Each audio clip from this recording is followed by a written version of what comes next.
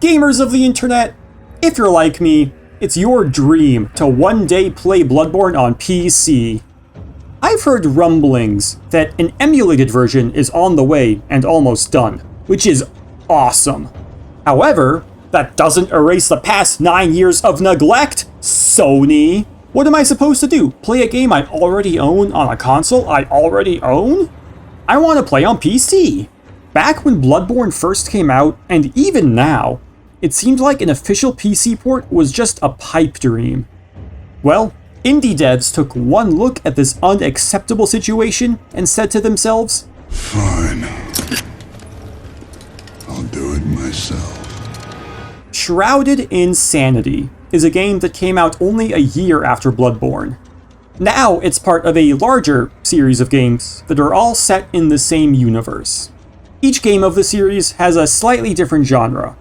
The second game is a Metroidvania, the third game is a twin-stick shooter, and so on and so forth. This first game, though, doesn't cleanly fit into any genre. In my opinion, that makes it the most interesting of the whole bunch, and the reason I'm talking about it today. If I were to describe it in one sentence, I'd say it's kind of like a bird's eye view Bloodborne. You have a variety of similar combat mechanics. Light attacks, heavy attacks, dodge roll, a gun, a parry, all the kinds of things you'd expect in a Souls-like. The game is also really fucking hard when you're first starting out. Stamina costs are high in this game. You really need to manage that resource like your life depends on it, because it does. Positioning is key here. If you spam your dodge rolls, you're going to very quickly be left open and vulnerable. Luckily, you have a dedicated run button you can use to create space instead of dodging. You also have a block button that will completely nullify enemy attacks, at the cost of eating your stamina. Blocking will significantly reduce your move speed though, which makes your positioning options really terrible. And what kind of Souls-like would this game be without a parry move? Shrouded in Sanity sure does have one. And it's weirdly forgiving? To parry, you need to be blocking, then press the light attack button at the right time. But if you mistime it, you're still blocking. You don't take any actual health damage. Although, due to how small your stamina bar is, missing a parry can still be pretty rough. The defensive tools this game gives you are all really fun to use and require a pretty high level of situational awareness to make good use of. Of course, you can't spend the entire game running away. At some point, you're gonna have to try slapping the enemy back. In addition to normal and heavy attacks, you also get running and rolling attacks. These moves deal like quad damage over your regular light attacks. But they are also a bit more finicky to pull off. And obviously they use more stamina. The low damage attacks also encourage you to try and parry as much as possible. The final tool in your arsenal is a gun. This can be used both for offense and defense. Certain attacks can be parried with your gun, but not with your sword. These attacks will sometimes be shown with a blue crosshair over the enemy. If you want, you could also roleplay as a police officer and just start shooting people at random. The gun does actual damage, but you only have so many shots. The lack of ammo is doubly difficult to deal with because of how hard it is to actually line up a shot. It can feel like playing Call of Duty without thumbs. You can only shoot left or right, but enemies will sometimes be above or below you. This limitation might seem like an annoyance, and I suppose it kind of is, but it also reinforces the core pillar of combat: positioning. I already talked about how you need to manage your stamina while positioning correctly, but that's just the tip of the iceberg. You need to stay away to evade enemy attacks, but also get close enough to deal damage. You need to stay horizontally aligned to use your gun. You have to keep an eye out for parries to deal significant damage, but to parry, you have to enter your blocking stance, which makes you move like molasses. Missing a parry won't punish you instantly, but it eats away at your precious stamina, limiting all other options you can perform before getting it back. Every mechanic flows back into itself to create a cohesive combat system that I can only describe as genius-level design. Okay, now, stick with me here for a sec, because this is going to sound weird. But this combat system is kind of like the Dark Souls 2 combat system, with the speed of Sekiro's combat system. Shrouded In Sanity requires good positioning and stamina management, like Dark Souls 2, but everything happens so quickly and it demands rapid decision-making with how to use the combat mechanics, the same way they are in Sekiro. The combat alone is a huge selling point for this game. It's truly phenomenal. Every other aspect of Shrouded In Sanity is crafted with an equal level of care to this. It won't take too long to talk about progression, so let's blast through that next. After killing an enemy, you can collect a resource called Vitae from their corpses.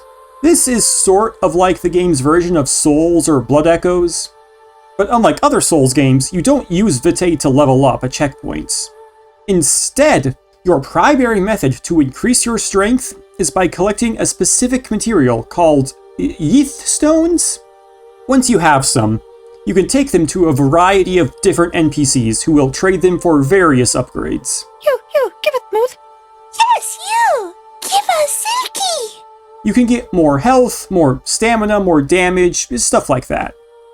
The stones are always dropped by the same specific enemy type found throughout the manor. Anytime you see one of these butler-looking guys, make sure to beat them like a piñata to collect the sweet candy inside. Because your power is intrinsically tied to these non-respawning enemies, you are heavily encouraged to find as many of them as possible. But in order to find them, you have to explore. Walking around the mansion is incredibly fun. The game never gives you a map of this place, so you need to memorize it for yourself. On a surface level, you might want to compare this game's exploration to something like Resident Evil or another survival horror game, but that's not exactly the right kind of comparison. In those games, progression is largely blocked by finding specific keys.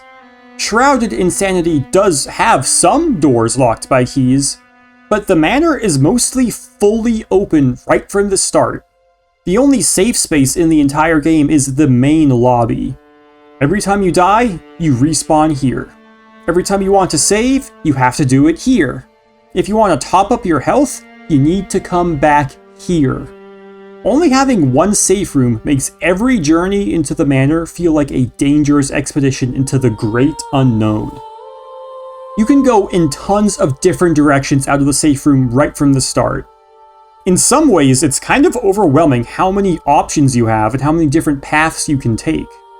After exploring a bit, you might be tempted to backtrack to the start room if you feel like you're too low on resources to continue exploring. However, eventually you'll learn that if you continue to explore, the manor will loop back in on itself.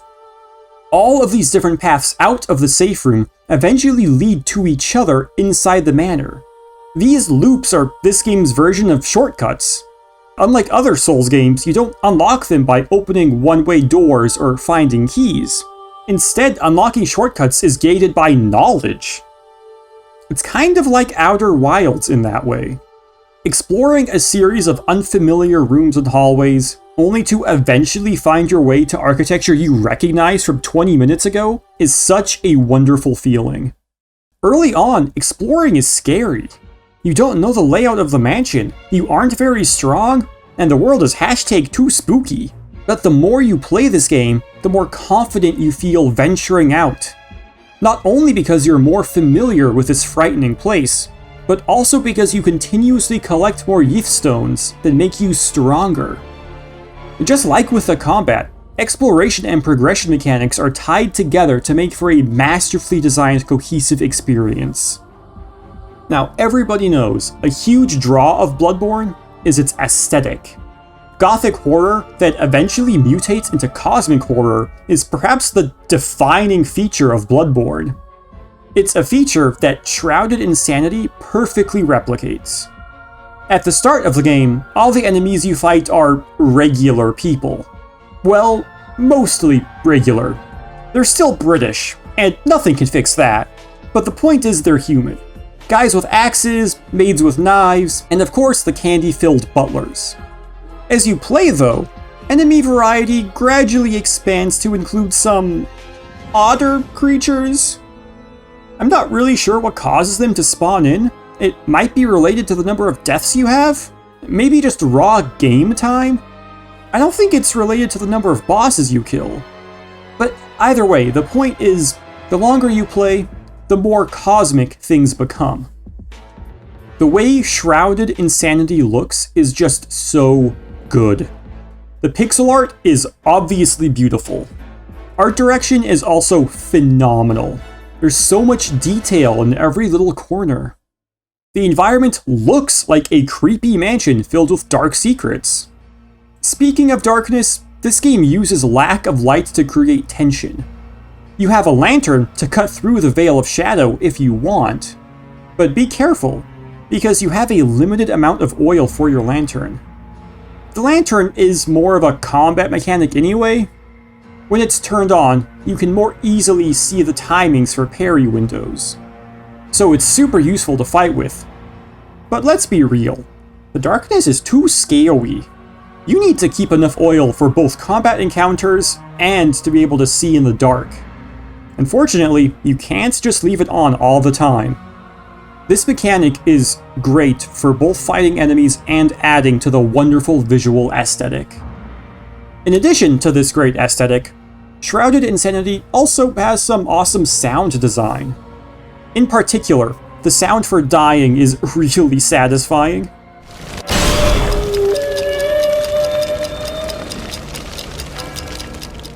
The ambience is more on the subtle side, but it gets the job done.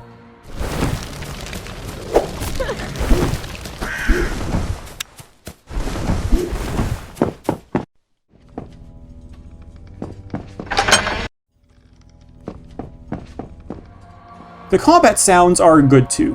Hitting or riposting enemies sounds satisfyingly wet.